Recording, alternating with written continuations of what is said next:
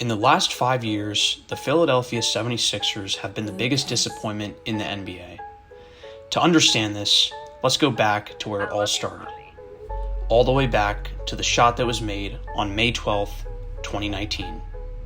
Going into this postseason, Embiid had his first superstar caliber year, averaging 27 and 13. They won 51 games, and everyone was healthy and motivated to win. After what a lot of people call the luckiest shot ever went in, everything changed. Jimmy Butler left Philadelphia to go to Miami, and now Ben Simmons had to step up to fill this void in only his third year in the league. As we all know, this didn't work out at all. After injuries and some playoff meltdowns, we were stuck watching the same press conference year after year after year after year.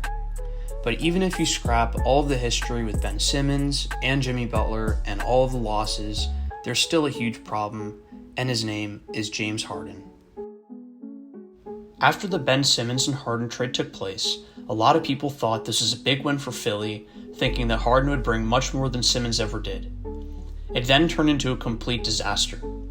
After Harden was traded to Philly in the 2021-22 season, they ended up losing to the Miami Heat in 6 games, but a huge factor that came into play for that series was that Embiid missed games 1 and 2, essentially costing them the series because when Embiid came back, they were already down 0-2 and there wasn't much they could do.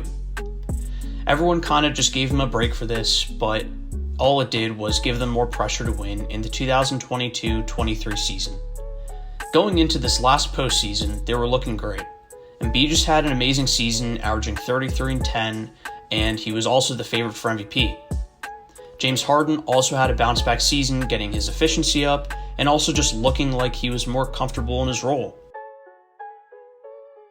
They made it all the way until Game 6 of the Eastern Conference semifinals against Boston, and they were up 3-2, then they collapsed.